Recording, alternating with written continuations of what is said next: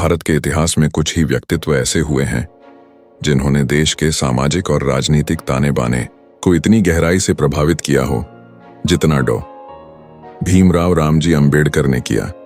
उन्हें अक्सर भारतीय संविधान के जनक के रूप में जाना जाता है, लेकिन उनका योगदान केवल एक कानूनी दस्तावेज के निर्माण तक सीमित नहीं था। वे एक दूरदर्शी समाज सुधारक, एक प्रखर विचारक, एक कुशल अर्थशास्त्री, एक महान शिक्षाविद और एक ऐसे योद्धा थे जिन्होंने अपना पूरा जीवन सामाजिक न्याय, समानता और मानवीय गरिमा के लिए समर्पित कर दिया।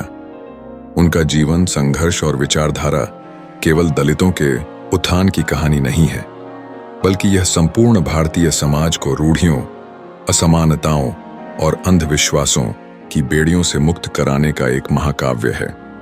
जिस भारत में अंबेडकर का जन्म हुआ था, वह गहरे सामाजिक विभाजन और जातिगत भेदभाव से ग्रस्त था। अस्पृश्यता एक ऐसी अमानवीय प्रथा थी जिसने करोड़ों लोगों को बुनियादी मानवीय अधिकारों से वंचित कर रखा था। शिक्षा कुछ चुनिंदा वर्गों का विशेष अधिकार थी और सामाजिक प्रगति का मार्ग जातिगत पहचान की दीवारों से अवरुद्ध था।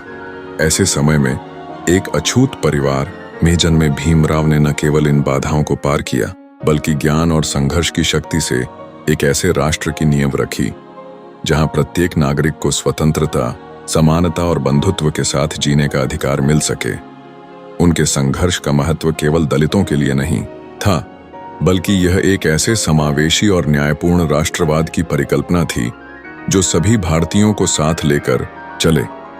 उन्होंने भारतीय राष्ट्रवाद को संकीर्ण धार्मिक या जातीय पहचान से ऊपर उठाकर मानवीय गरिमा और संवैधानिक मूल्यों पर आधारित किया। डॉ भीमराव अंबेडकर का जीवन संघर्षों और दृढ़ संकल्प की एक अविश्वसनीय गाथा है।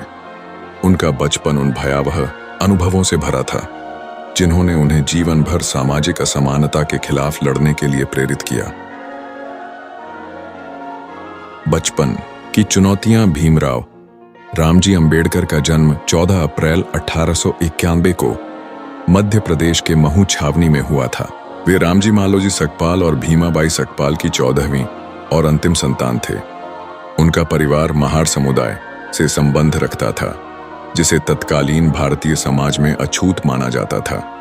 यह वह समय था जब जाति व्यवस्था अपने क्रूरतम रूप में थी और महार समुदाय के लोगों को समाज में सबसे निचले पायदान पर रखा जाता था। उन्हें गांवों से बाहर रहने को मजबूर किया जाता था। सार्वजनिक कुओं से पानी पीने की अनुमति नहीं थी और उन्हें ऐसी कोई भी गतिविधि करने से रोका जाता था जो उच्च जातियों के लोगों को अपमानित कर सकती थी। बालक भीमराव को बचपन से ही अस्पृश्यता के दर्दनाक अनुभवों का सामना करना पड़ा। स्कूल में उन्हें अन्य बच्चों से अलग बिठाया जाता था, फर्श पर, टाट पट्टी पर। उन्हें शिक्षकों द्वारा पढ़ाए जाने वाले पाठों को सुनने की अनुमति तो थी, लेकिन उन्हें छूने या उनके करीब जाने की मनाही थी। सबसे अपमानजनक अनुभवों में से एक था पानी पीने का अधिकार। स्कूल में उन्हें पानी पीने के लिए किसी और की मदद लेनी पड़ती थी, क्योंकि उन्हें स्वयं नल या पानी के बर्तन को छूने की अनुमति नहीं थी। एक चपरासी ही उन्हें ऊपर से पानी देता था और यदि चपरासी अनुपस्थित होता तो उन्हें प्यासे ही रहना पड़ता था। ऐसे कई उदाहरण उनके जीवन में दर्ज हैं जब उन्हें अपनी जाति के कारण अकल्पनीय भेदभाव और अपमान का सामना करना पड़ा। रेलवे यात्रा में उन्हें अपनी पहचान छिपाने पर मजबूर होना पड़ा और उन्हें अक्सर उन बुनियादी सुविधाओं से वंचित रखा गया जो हर इंसान का हक थी। हालांकि उनके पिता सूबेदार रामजी मालोजी सकपाल भारतीय सेना में एक सूबेदार थे और वे शिक्षा के प्रबल समर्थक थे। रामजी सकपाल ने अपने बच्चों को शिक्षित करने का दृढ़ संकल्प लिया था, खासकर तब जब उन्होंने स्वयं अपनी शिक्षा पूरी नहीं कर पाई थी। उन्होंने भीमराव को शिक्षा के महत्व को समझाया और उन्हें पढ़ने के लिए प्रोत्साहित किया। घर में एक धार्मिक और शैक्षणिक माहौल था, जहां रामायण और महाभारत जैसी धार्मिक पुस्तकों का अध्ययन किया जाता था। पिता की यह दूरदर्शिता और शिक्षा के प्रति उनकी लगन ने भीमराव के जीवन की दिशा निर्धारित की। उन्होंने भीमराव को न केवल पढ़ने के लिए प्रेरित किया, बल्कि उन्हें अपने अधिकारों के लिए लड़ने का भी साहस दिया। औपचारिक शिक्षा और ज्ञान की प्यास अपनी प्रारंभिक शिक्षा में अनेकों भेदभाव का सामना करते हुए भी भीमराव ने अपनी असाधारण बुद्धि और सीखने की तीव्र इच्छा का प्रदर्शन किया। 1907 में उन्होंने बॉम्बे, अब मुंबई के एलिफिंस्टन हाई स्कूल से अपनी मैट्रिक की परीक्षा उत्तीर्ण की। यह उनके और उनके समुदाय के लिए एक ऐतिहासिक उपलब्धि थी, क्योंकि उस समय दलितों के लिए उच्च शिक्षा प्राप्त करना लगभग असंभव था। इस सफलता के बाद उन्होंने एलिफिंस्टन कॉलेज में प्रवेश लिया। उनकी असाधारण क्षमता और अध्ययन के प्रति उनके समर्पण को बड़ौदा रियासत के दूरदर्शी शासक महाराजा सयाजीराव गायकवाड़ तराय ने पहचाना। उन्होंने भीमराव को उच्च शिक्षा के लिए छात्रवृत्ति प्रदान की। यह भीमराव के जीवन का एक महत्वपूर्ण मोड़ था, जिसने उन्हें दुनिया की सबसे प्रतिष्ठित शिक्षण संस्थाओं में से एक में अध्ययन करने का अवसर प्रदान किया। इस छात्रवृत्ति के साथ भीमराव अंबेडकर 1913 में संयुक्त राज्य अमेरिका चले गए और कोलंबिया विश्वविद्यालय, न्यूयॉर्क में प्रवेश लिया। यहाँ उन्होंने अर्थशास्त्र, राजनीति विज्ञान, समाजशास्त्र और कानून जैसे विषयों में गहन अध्ययन किया। अमेरिका में उन्होंने पहली बार बिना जातिगत भेदभाव के शिक्षा प्राप्त करने का अनुभव किया, जिससे उनके विचारों को एक नई दिशा मिली। 1915 में उन्होंने अर्थशास्त्र में एमए की डिग्री प्राप्त की और 1917 में उन्होंने the evolution of provincial finance in British India पर अपना शोध प्रबंध प्रस्तुत किया, जिसके लिए उन्हें पीएचडी से सम्मानित किया गया। यह उनके अकादमिक योगदान की शुरुआत थी। अपनी शिक्षा जारी रखने के लिए अंबेडकर लंदन चले गए, जहां उन्होंने लंदन स्कूल ऑफ इकोनॉमिक्स में अर्थशास्त्र और राजनीति विज्ञान का अध्ययन किया। साथ ही उन्होंने कानून की पढ़ाई के लिए ग्रेज इन में भी प्रवेश लिया।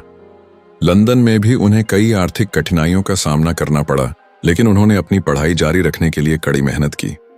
1923 में उन्होंने लंदन स्कूल ऑफ इकोनॉमिक्स से एमएससी और डीएससी की डिग्रियां प्राप्त की।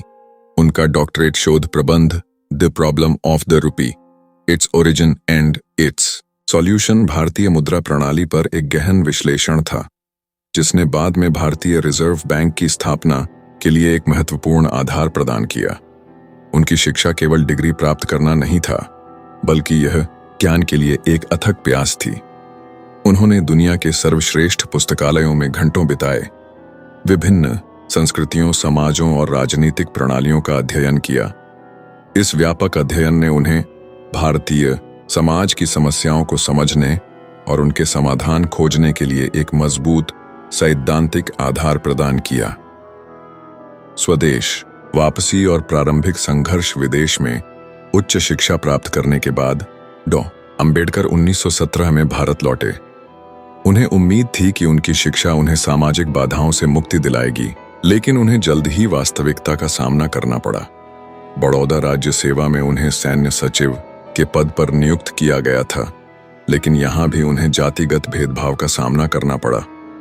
उन्हें कार्यालय में पानी पीने की अनुमति नहीं थी, क्लर्क उनके कागजात नहीं छूते थे और उन्हें कोई आवाज नहीं मिल रहा था, क्योंकि कोई भी मकान मालिक अछूत को किराए पर कमरा देने को तैयार नहीं था।